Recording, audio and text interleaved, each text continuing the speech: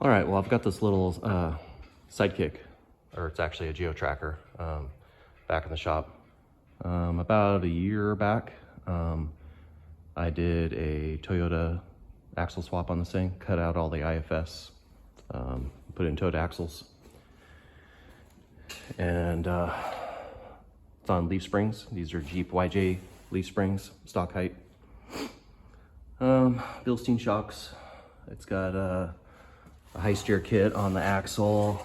Then right now it's still going to the stock steering box, which down the road is going to have to be fixed. The ratio is a little off, so the box basically runs out of travel before the axle does, so it's not getting full turning radius. So that's going to be something we're going to work on down the road. But the reason it's back now is these Jeep YJ leaf springs have not been holding up for him. I guess he had a situation where he was doing a real steep climb and kind of, I think, maybe bouncing a little bit and bent both of the rear leaf springs due to axle wrap. So a real hard axle wrap, and it actually bent the springs. So what we're doing is building a traction bar type system, or like a single torque arm. I don't know what the people really call these, but so what it's going to be is I just got this bracket made. You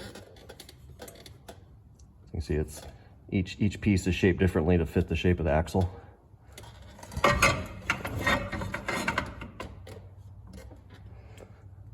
So that'll weld to the axle. It's gonna have 2 urethane bushings, and then it'll be like a radius arm. Like you see people do like on Cherokees and other solid axle setups, to do like a radius arm front end. So it'll be a similar shaped piece. So it'll be a wide end here with two bushings, and then it'll come down to a single point, and I need some light. But so basically, actually what I'll do is I'll just pull this bracket out so you can see.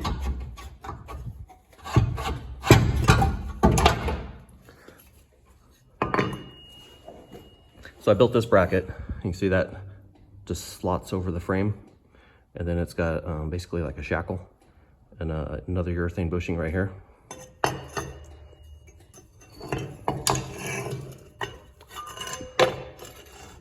And then if I can do this with one hand, but basically this Johnny joint style link will go into there. And then as you're looking at this, it'll be something like this. I mean, this is not the piece, but it'll Y out to the 2 bushings and then down to this single point. And then this has got some adjustment, and this joint can swivel to not limit the axle, the rear axle articulation. And then this whole system mounting to the chassis in the shackle allows for length change as the arch and the springs change. So kind of the idea with these is you want this kind of as long as you can get it, because of what it's going to do under compression, where both wheels are moving at the same time. It's going to force the suspension to kind of swing in an arc, which would be based on that point, which is right there in that kind of cleaned off spot of the frame. So, if this torque arm is really short, it's going to make this cycle a lot. And what that ends up doing is basically making your springs feel stiffer than they are, because it's making the back of the spring do almost all the work instead of spreading it out among both ends. So with this really long, this arc isn't going to be as extreme, and then it'll be more of a natural movement for the leaf springs. Luckily with leaf springs, since everything's a spring to that system, they can handle a lot of this, whatever you want to call it, this arced movement. Some leaf springs actually do move in an arc, like on a lot of pickup springs where the front half is shorter than the rear half. But these are basically equal length. And so the axle doesn't really pitch up and down much as it droops. But one thing that helps with this situation is kind of your shackle angle. So with these shackles having some angle like that to them, as the spring droops, these straighten out and drops this end. And so that kind of gives it some you know, arced movement as it droops to help this not bind. There's really no way that I know to build this to where they'll be, you know, 100% happy between the movement of this and the movement of this, but this should be really, really close. And like I said, being that this is a spring, it can move in a weird way like that and not really affect anything. But the major point to this to keep it from binding though is this front pivot end needs to be able to float fore and aft in the vehicle. So that's why it'll mount to the shackle.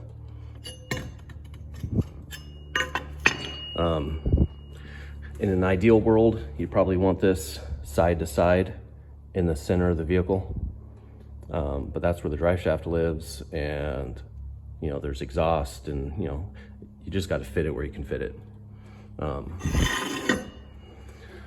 But basically with this thing in place, it will not let the rear axle wind up under power.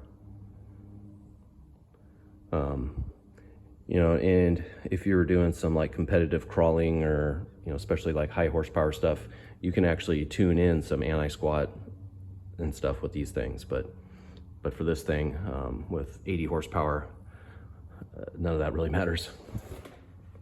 So I'm gonna get some more work on this done, and I'll show this when it's kind of in its real form before I put it all together under the car. Okay, so I'm under the rig.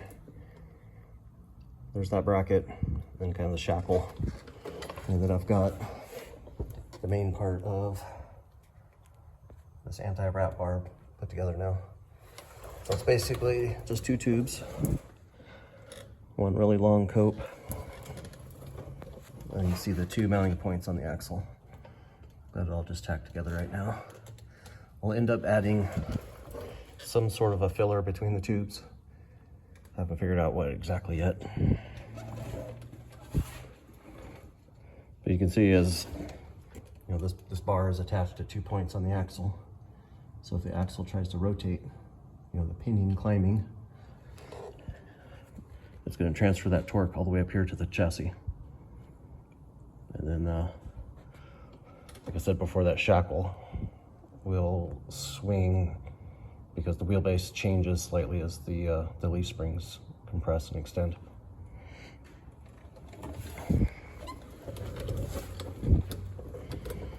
An added benefit is being that it's sort of close to the driveline. It'll act as a, you know, some protection for the driveline when he's in the rocks. So we have to get this all tacked together. I'm going to make whatever little filler in between these tubes. I'll probably kind of look at what's going to be the most vulnerable spot, like the breakover angle, where this tube could bottom out on something, and I'll add something between the tubes there to help stiffen this if this gets hit hard. And then probably something down at the end as well. Trying to keep this lightweight, so I'll probably just do, like I said, we'll do one tube there and then probably one basically in the center. But it's kind of a decent little overview of what it looks like.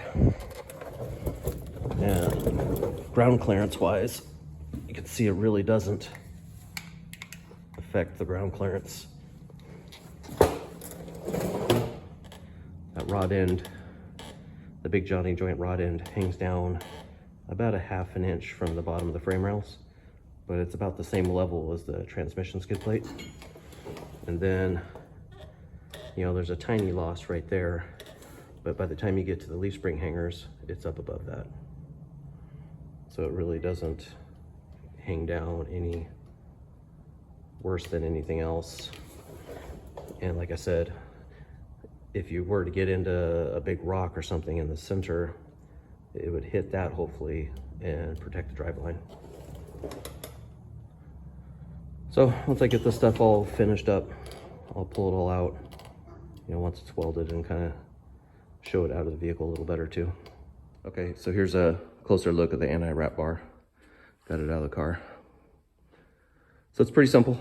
It's just literally 3 points. So I'm gonna get this all welded up and then painted and put back in. And while that's out, I've got to weld up those brackets. And then all the way, they're just tacked, and the same thing with the frame mount. It's gonna get a weld across that corner, and then the bottom, and there's a couple spots on the inside.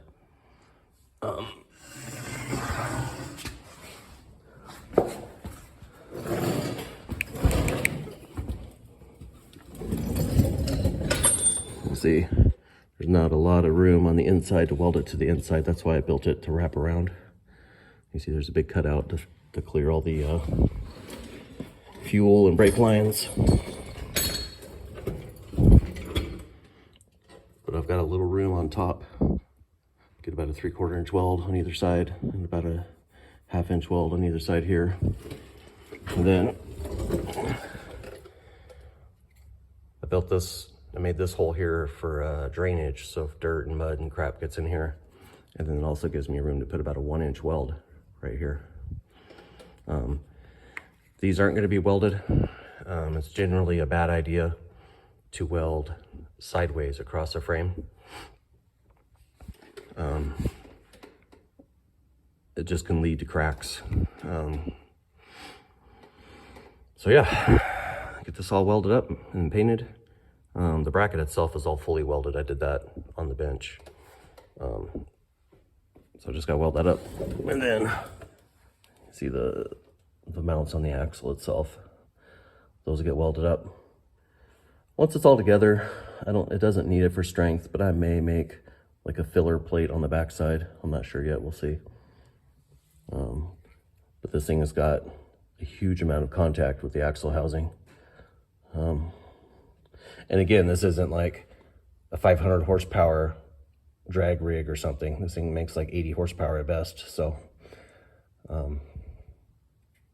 there's no sense in going crazy and putting a whole bunch of weld on the axle. Because it's kind of best to,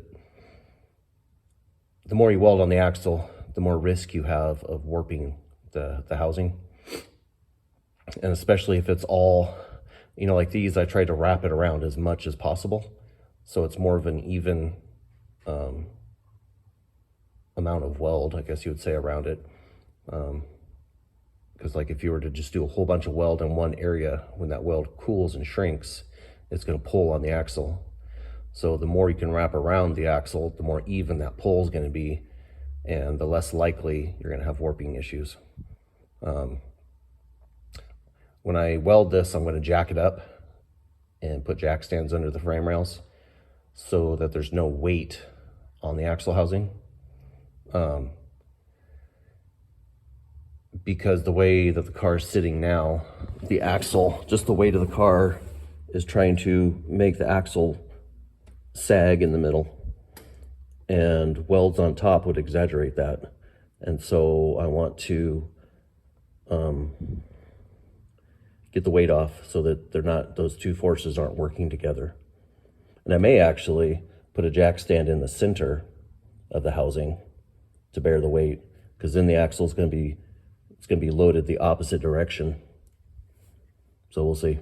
Usually I don't like any weight on the axles. Just let them hang free. So that's most likely what I'll do. And I've done, you know, if you're doing a whole lot of welding on an axle housing, it's good to build some sort of a fixture to kind of hold it still. You know, you can do that with a chain and a bottle jack, or a big piece of tubing. There's a lot of ways of doing it, but this isn't enough to justify that, I don't think. So, all right, so I'm gonna climb out of here and get that torque arm all welded and then get this put together, and this project's gonna be finished. Okay, so here's the finished product. It's all painted up and installed.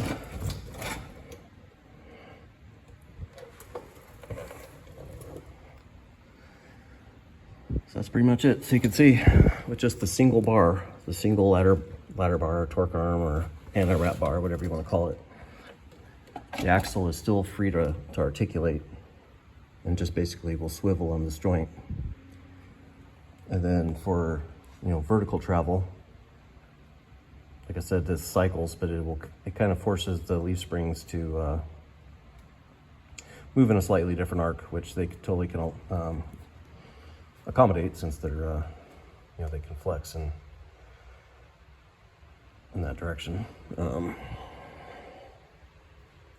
then with the little shackle here, this joint is free to move forward and backwards to account for the slight wheelbase change when the springs go into arch and flat. So it's a pretty sweet setup. Simple and real effective. You know, the axle literally can't wrap backwards anymore. The pinion won't climb. So, customer's gonna pick it up tomorrow, and he's gonna be taking it out immediately. So, get feedback on how he likes it, and that's that. So, thanks for watching, and hopefully this was helpful for somebody if you've got axle wrap issues. There's actually a lot of kits online you can buy, kind of universal build-it-yourself kits.